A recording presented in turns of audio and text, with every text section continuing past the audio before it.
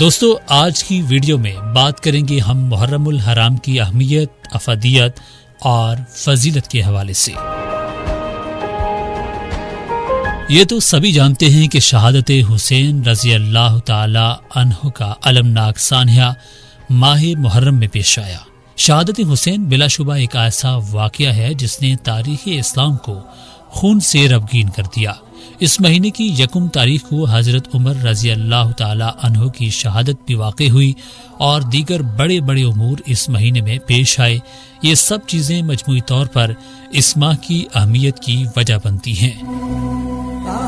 اسلامی کیلنڈر کے نئے سال کا پہلا مہینہ محرم الحرام نہایت ہی فضائل اور برکات کا حامل مہینہ ہے۔ ویسے تو سارے مہینے اللہ تعالیٰ کے ہی ہیں، لیکن یہ مہینہ بہت محترم اور مبارک ہے۔ اس مہینے کی عظمت کا اندازہ اس بات سے بھی لگایا جا سکتا ہے کہ مسلمانوں کے علاوہ کفار اور مشرکین بھی اس ماہ مقدس میں اپنی لڑائیاں موقوف کر دیا کرتے تھے اور جنگ و جدل سے باز آ جاتے تھے۔ زمانہ جاہلیت میں لوگ اپنے فوائد اور منافع کی خاطر مہینوں کو آگے پیچھے کیا کرتے تھے۔ آپ صلی اللہ علیہ وآلہ وسلم نے حجۃ الوداع کے موقع پر یہ اعلان کر دیا کہ اللہ عز و جل نے جب سے آسمان و زمین کو پیدا فرمایا اسی دن سے اس نے مہینوں کی ترتیب اور تنظیم قائم کر دی۔ چنانچہ آیت کا مفہوم ہے جس دن سے اللہ نے زمین و آسمان کو پیدا کیا اس دن سے اللہ کی کتاب قرآن پاک میں ان مہینوں کی تعداد 12 ہے۔ اس میں 4 عزت والے مہینے ہیں، ذی القعدہ، ذو الحجہ، محرم اور رجب۔ اس میں کوئی تغیر یا تبدیل نہیں ہو سکتا۔ رمضان کے فرض روزوں کے بعد سب سے افضل روزے اللہ تعالی کے نزدیک اس مہینے یعنی محرم الحرام کے روزے ہیں۔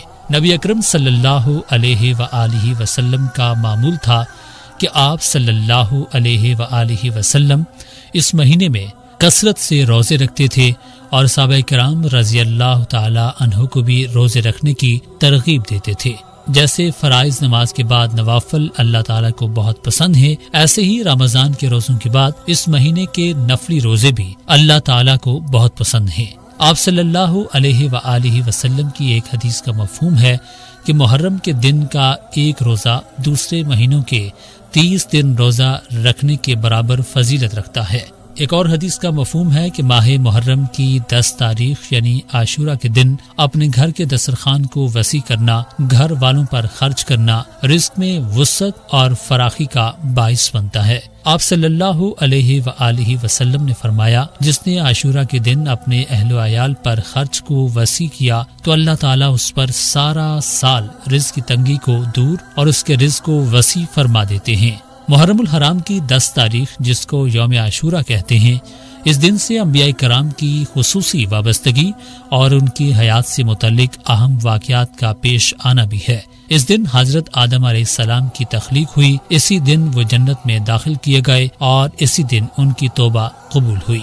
اسی دن حضرت نوح علیہ السلام کی کشتی جبل جودی پر آ ٹھہری، اسی دن حضرت ابراہیم علیہ السلام پیدا ہوئے، اسی دن نمرود کی دہکتی ہوئی آگ میں ڈالے گئے، اسی دن حضرت موسیٰ علیہ السلام اور ان کی قوم بنی اسرائیل کو فرعون کے مظالم سے نجات ملی اور فرعون اپنے لشکر کے ساتھ دریائے نیل میں غرق ہو گیا۔ اسی دن حضرت ایوب علیہ السلام کو ان کی بیماری سے شفا نصیب ہوئی۔ حضرت سلیمان علیہ السلام کو ملک کی عظیم بادشاہت اسی دن نصیب ہوئی۔ حضرت یعقوب علیہ السلام کی بینائی لوٹ آئی، اسی دن حضرت یوسف علیہ السلام کنویں سے نکالے گئے، حضرت یونس علیہ السلام کو مچھلی کی پیٹ سے نکالا گیا، اسی دن حضرت عیسیٰ علیہ السلام کی ولادت ہوئی اور اسی دن آسمانوں کی جانب اٹھا لیے گئے۔ یہ بے شمار فضائل یوم عاشورہ سے متعلق ہیں جس سے یوم عاشورہ کی اہمیت کا اندازہ بخوبی لگایا جا سکتا ہے۔